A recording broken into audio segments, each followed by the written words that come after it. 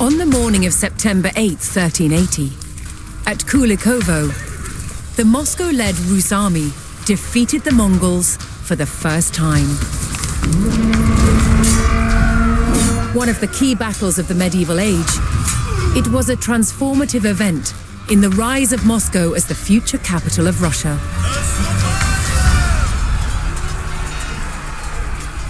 For the first time, rival principalities had joined Moscow to fight a common enemy.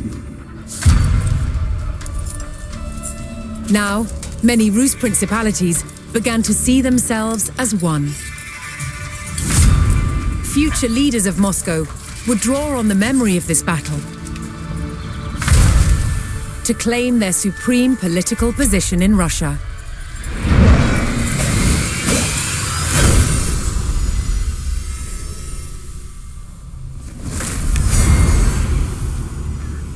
Moscow's Grand Prince, Dmitry Ivanovich, had led the Rus principalities to victory over the Mongols, reinforcing his dominance. But for the Mongols' leadership, the defeat at the Battle of Kulikovo was disastrous. The ruler of their Golden Horde was overthrown by a descendant of Genghis Khan. His name was Toktamish. And Toktamish was not going to let the treacherous Moscow-led Rus get away with rebellion.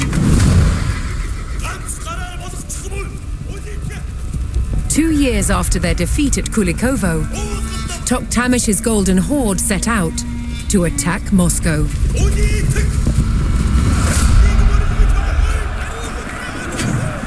The city had not felt the wrath of the Mongols for more than a century. That was about to change.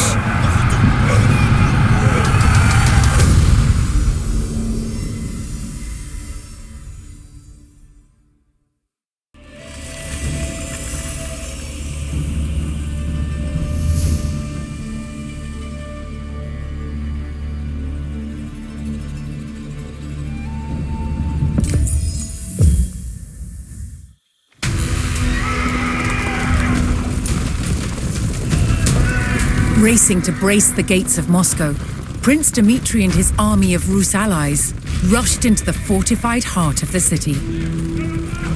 This would be the greatest test of Moscow's mighty stone walls.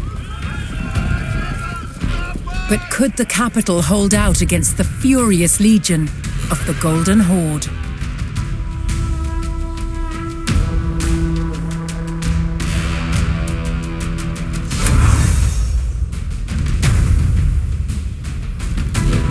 The Muscovites had already faced many Mongol attacks on their city and knew the Horde would arrive in vast numbers. The race to fortify Moscow began. Дело есть.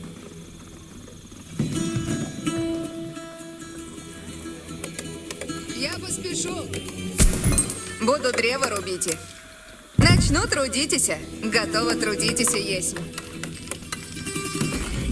Добывайте добро есть. Я здесь. Слушайте. Построено будет. Early in his reign, Dmitry had purchased lands surrounding Moscow. These vassal settlements provided Dmitry with taxes paid in gold, but could also supply reinforcements. If Dmitry chose to request reinforcements, he would lose the revenue from that settlement.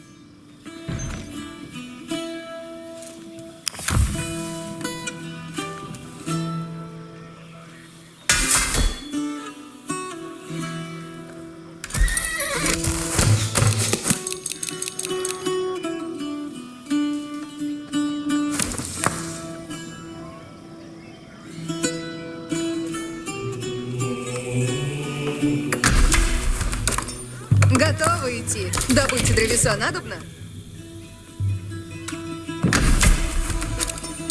Одна. Приуготовляйтесь все. Я построю сие.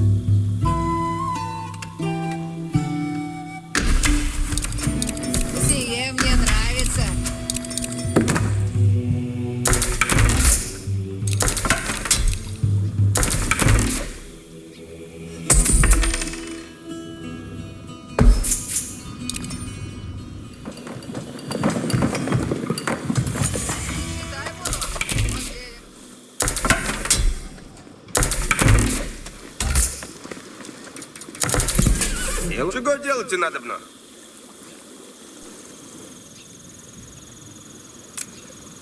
Начну трудиться. Це як делать?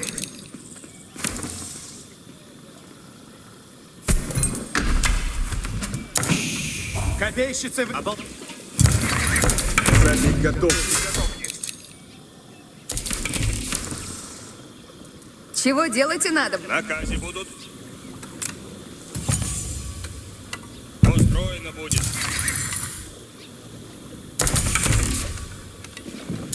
Сие мне нравится. Наказывай. Сделано.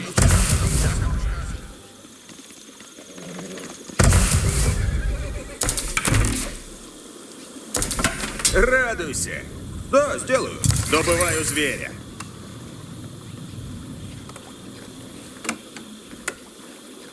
Радуйся. Готово.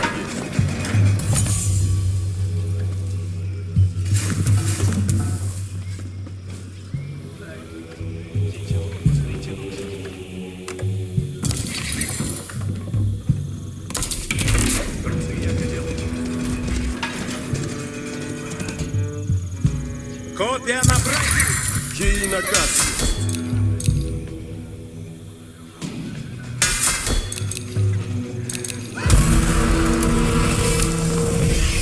As Dmitri urgently prepared the city's defenses, fleeing villagers from nearby towns flooded into Moscow, desperately seeking refuge from the rapidly approaching Mongol army.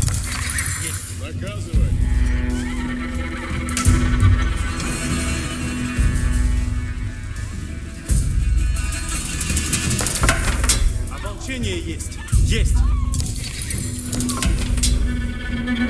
Готово есть.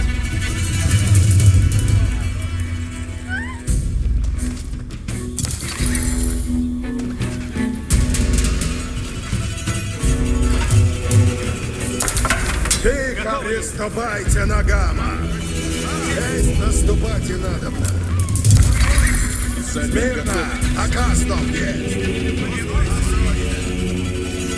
Наказывай. Не млит. Готов. Слушай. Наказе новису. Идти надо помалу. Что есть трудного?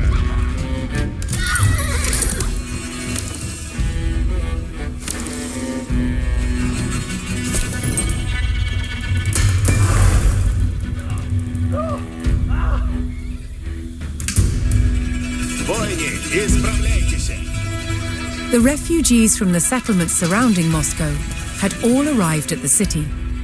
They would wait out the Mongol assault behind Moscow's stone walls.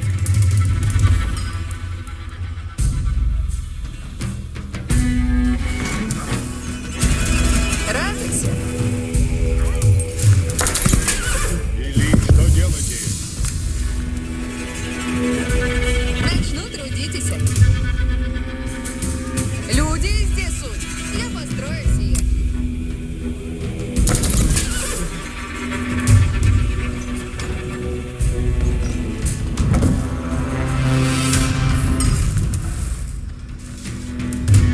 Люди здесь суть.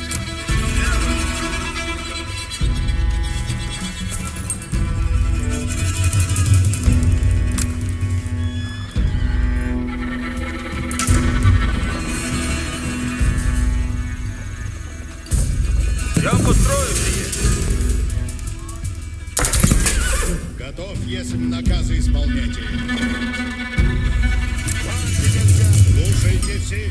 Слушай наказ. Смирно. Наказ не празднуйте.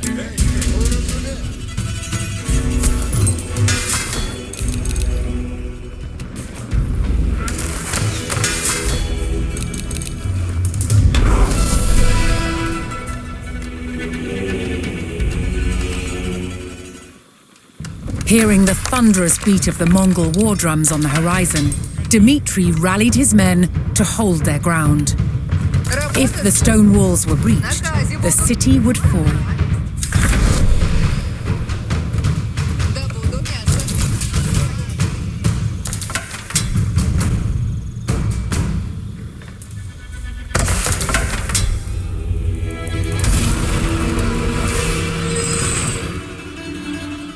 Ополчение есть.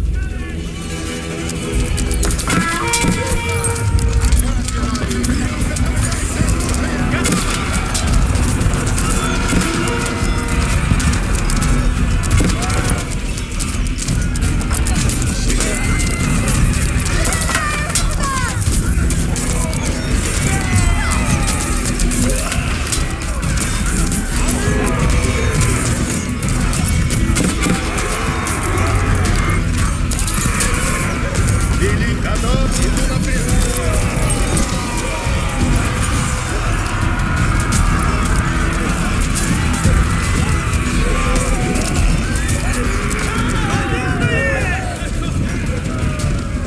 Готовы? Идти надо в бой, не на карту, разумею. Копейщицы, копейщик есть.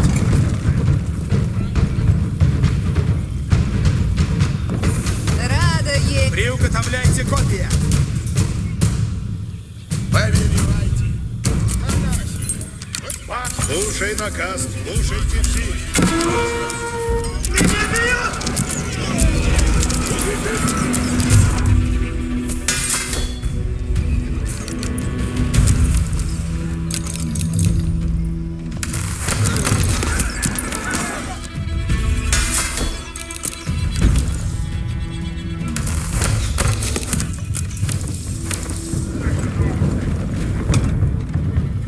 Повелевайте. Слушаюсь.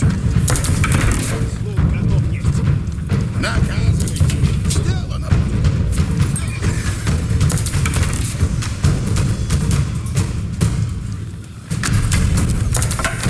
Готово есть. Лучник готов есть.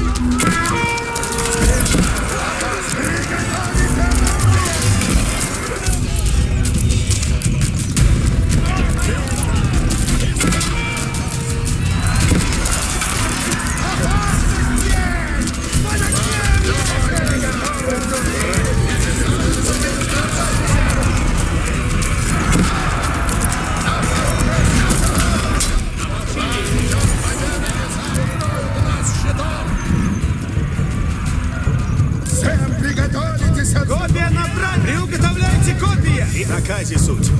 Надо в путь идти. Действие оружие готов, долг не принят.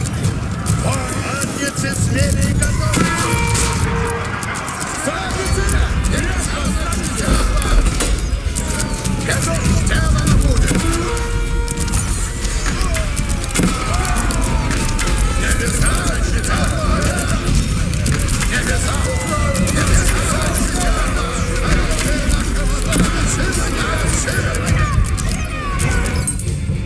Что накажете? Я построю сие.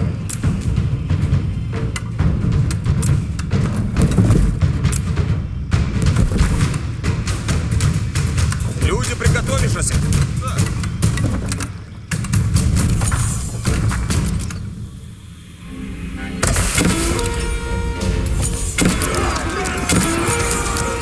Приготовитесь от... Копейщицы! Приуготовляйтесь от красных! Стройно крепко есть. Постро.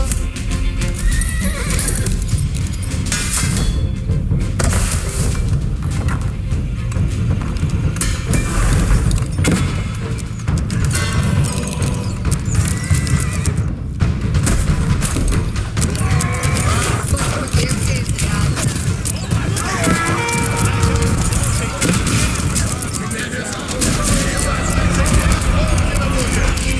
Куда направляться? Слушайте все. В лесу, возможно, есть мясо, много добыть. Лучницы, приготовляйтесь.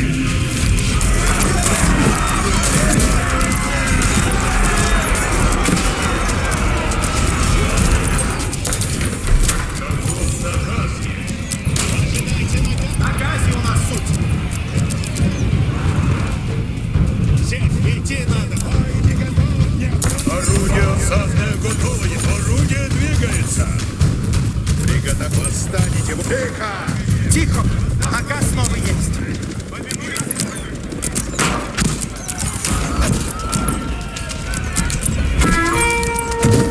Время действовать.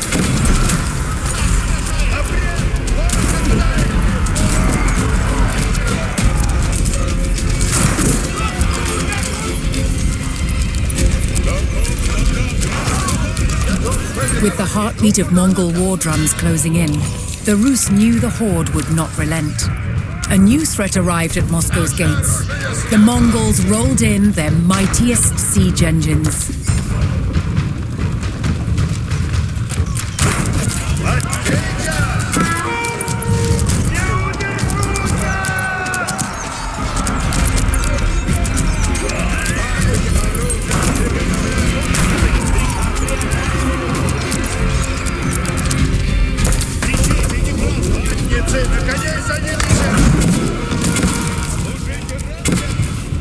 Каков наказ есть? Ясно есть.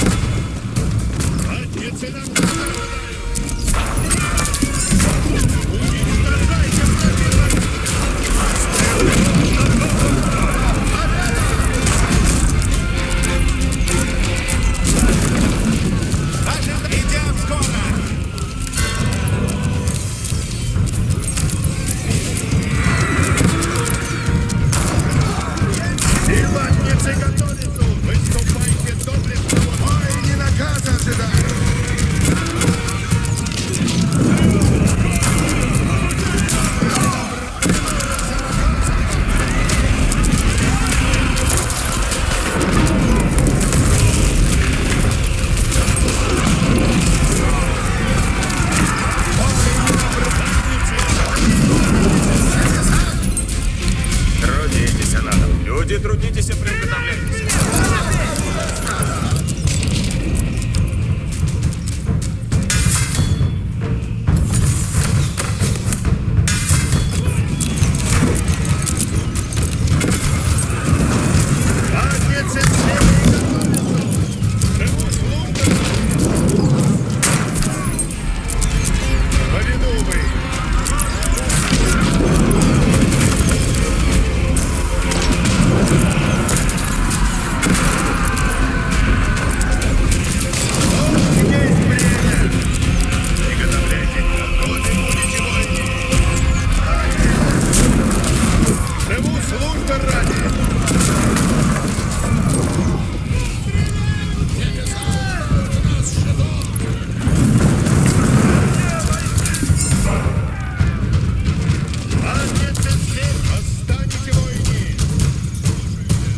Приготовлять скоро новые приказы будут.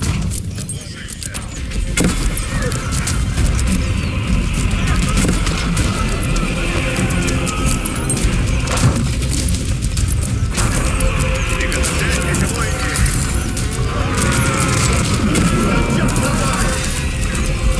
Силатницы готовятся.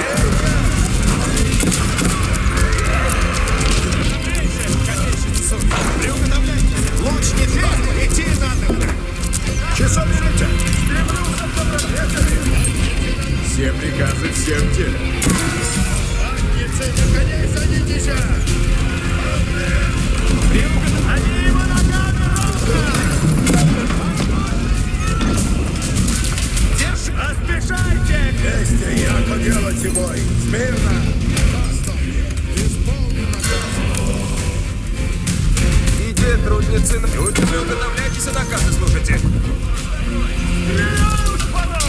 Идти надо на подскору, таков наказ есть. Действуйте. Выступайте доблестно. Слушайте наказ. Никто зажив будет.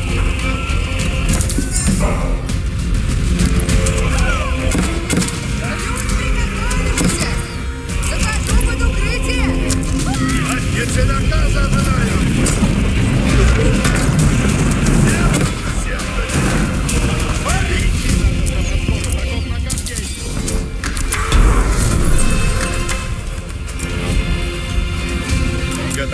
The Muscovites bravely held their capital in the face of an overwhelming Mongol onslaught.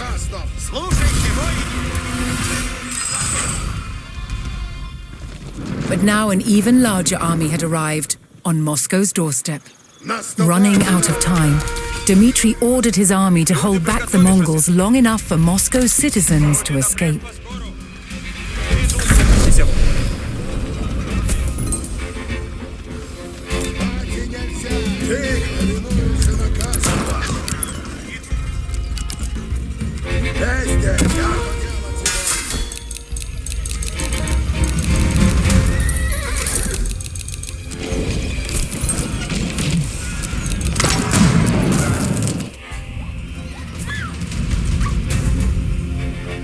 Ожидайте наказом следует.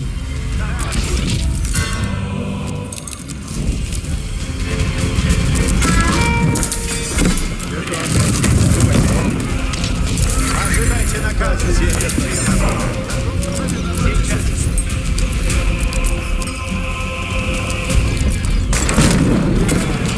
Огнемет готов, князь!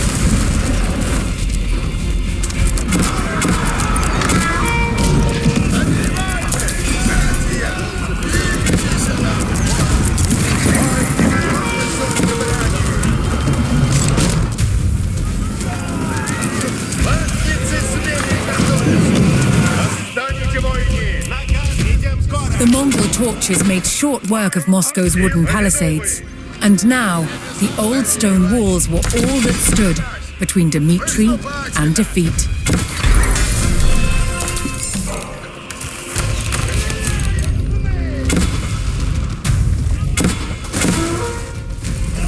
Dmitry and his men held the city, giving some of Moscow's citizens time to flee.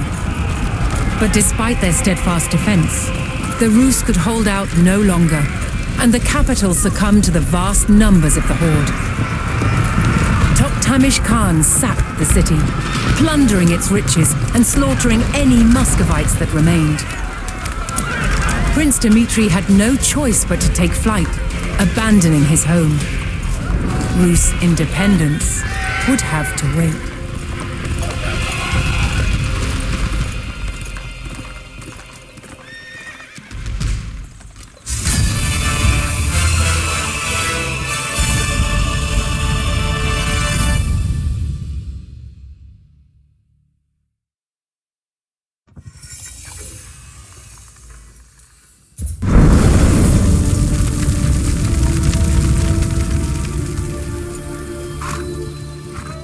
Among both the armies of Moscow and the Golden Horde were strange-looking creatures.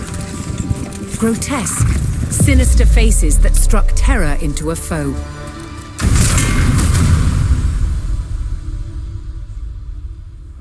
There's a very long history of making helmets with mask visors with human features in the ancient Near East. Moscow was heavily influenced by this metalworking tradition, using the art of embossing to hammer these extraordinary sculptural forms into the steel. To make these masks required highly skilled artisans. In present-day Poland, Adam Mazia is a master of the craft. The process begins with a thick, flat sheet of wrought iron.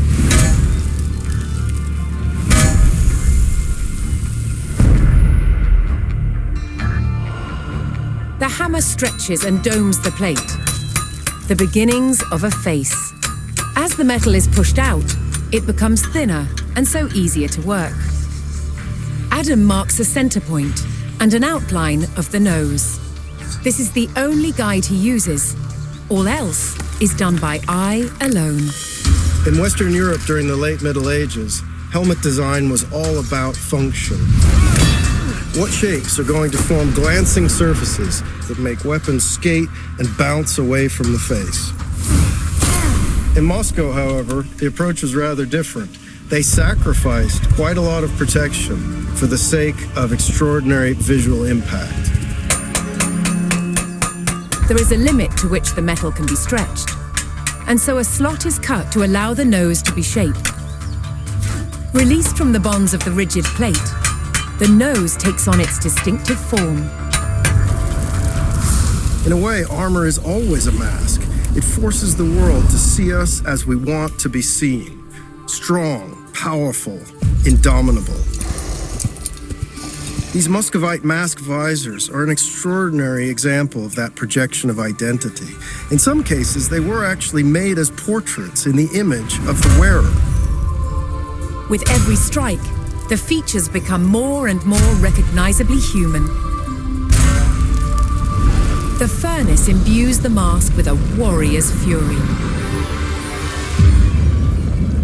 When finished, the visor is given a high polish and attached to its helmet with this rotating hinge that allows the visor to be raised and stowed when not in use.